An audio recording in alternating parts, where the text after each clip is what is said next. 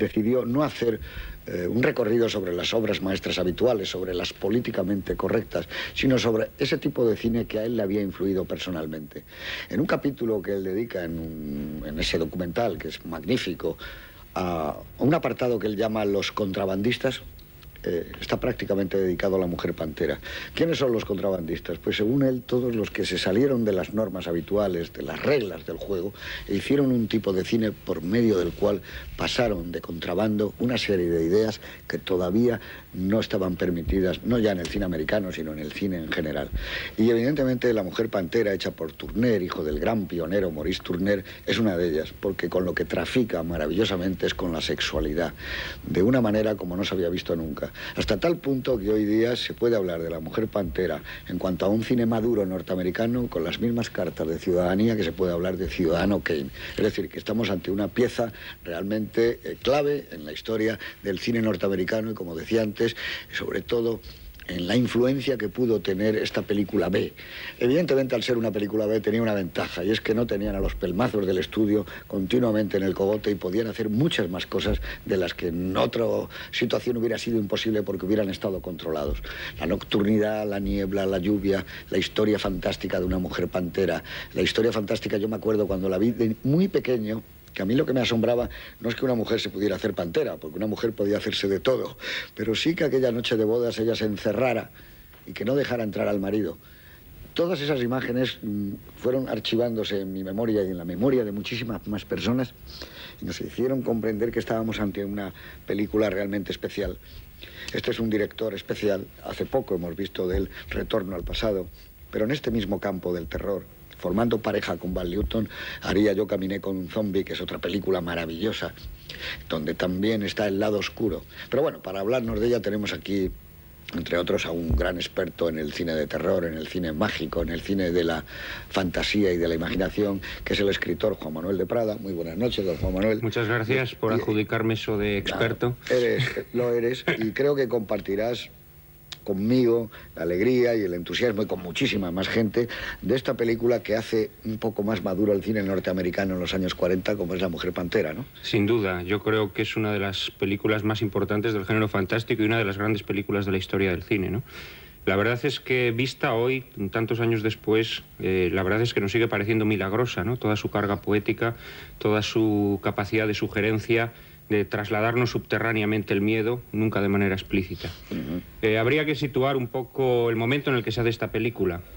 La RKO, por el año 41, era una productora casi en bancarrota. Acababa de estrenarse Ciudadano Kane, que había restablecido al menos su prestigio, pero sus cifras eran verdaderamente malas.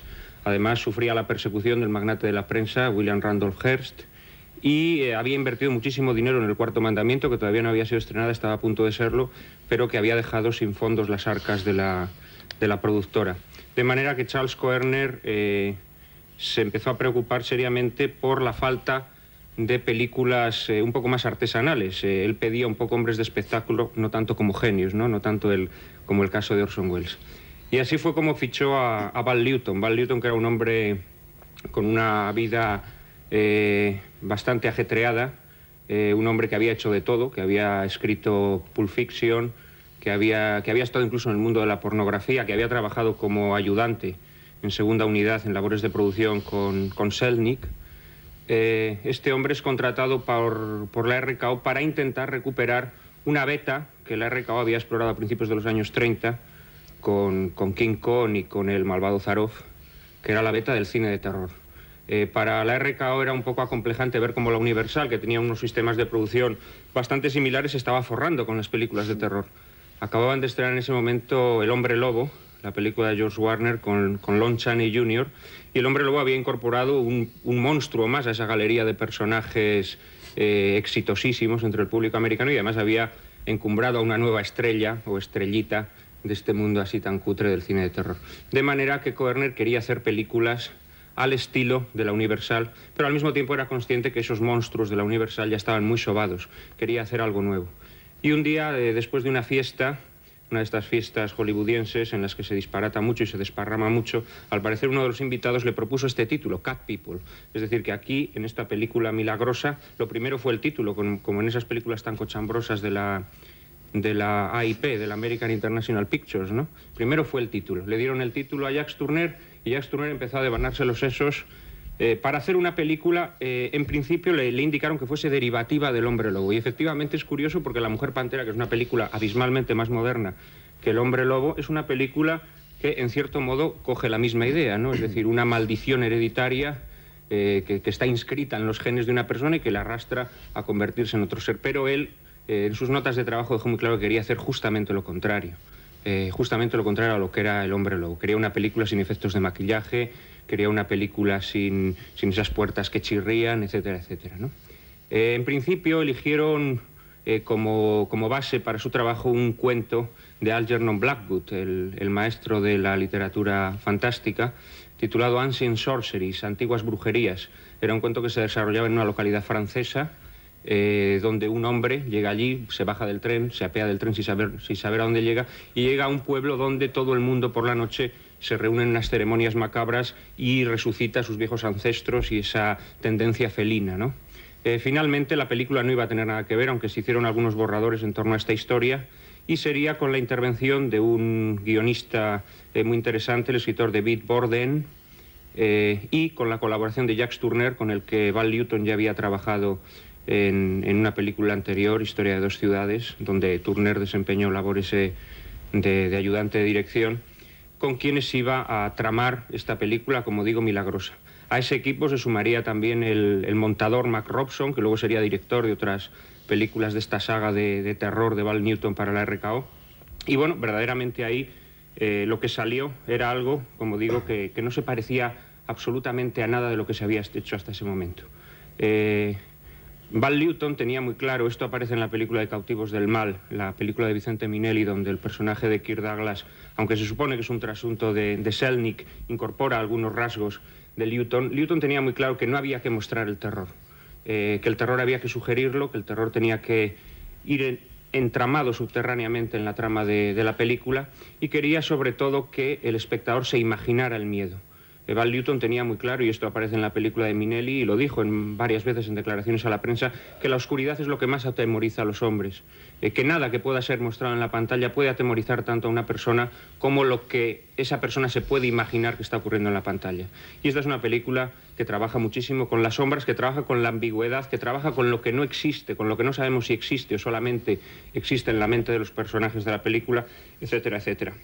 Es una película que no solamente explota la raíz poética del terror, luego veremos cuando analicemos la película más detalladamente cómo toda la película está compuesta por secuencias que son verdaderas filigranas poéticas, pero no solamente explora la raíz del terror, sino que también explora esas zonas oscuras de la psicología humana. Tú hacías mención antes a esa magnífica secuencia posterior a la boda en la que la mujer se niega a ser poseída por su marido.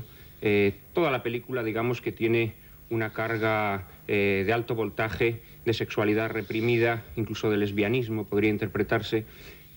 Quizás sea la primera película que se toma la figura del psiquiatra y de la psicología en serio. En definitiva, es como inaugurar la modernidad del género de terror. La película marcó el género y luego iba a tener pues muchísima influencia en el cine posterior, no solamente en el remake de Paul Schrader, famoso, que yo creo que es una buena película, aunque es una película que contradice en todo a esta, porque es una película que hace del terror algo explícito, sino, en definitiva, en el cine que iba a venir después. Yo quisiera alertar a los espectadores sobre la influencia enorme que yo creo que esta película ejerció sobre Hitchcock. Yo cada vez que la veo me doy más cuenta de ello. Sin duda alguna, la escena de la pajarería de los pájaros es un homenaje clarísimo a la secuencia de la pajarería de esta película. Yo creo también que la elección que hace el protagonista de Simón Simón, esa mujer sobrenatural, esa mujer de belleza sobrenatural, de misterios indiscernibles frente a la chica trabajadora y amistosa que le apoya en su trabajo y en su vida, es sin duda alguna un poco el antecedente del embrión de Vértigo. También me parece que tiene una influencia enorme sobre Marnie la ladrona, ¿no? El hombre que se casa con la mujer frígida, esa mujer frígida cuya sexualidad solo explota ante situaciones de criminalidad o de violencia, ¿no? Creo también que el sueño de Simón Simón es un antecedente bastante claro de los sueños que que se desgranan en todo el cine de Hitchcock, pero muy especialmente El sueño de Gregory Peck en Recuerda. En definitiva, creo que las pequeñas conexiones entre esta película y el cine de Hitchcock, que también fue un explorador de la mente humana y de los terrores poéticos, es enorme. Se puede hablar muchísimo de esta película, la verdad es que a mí me fascina y hoy, al tener la oportunidad de volver a verla, pues seguro que le sacaré nuevas perspectivas que hasta ahora no conocía. Se nota que te fascina y has hecho una introducción espléndida.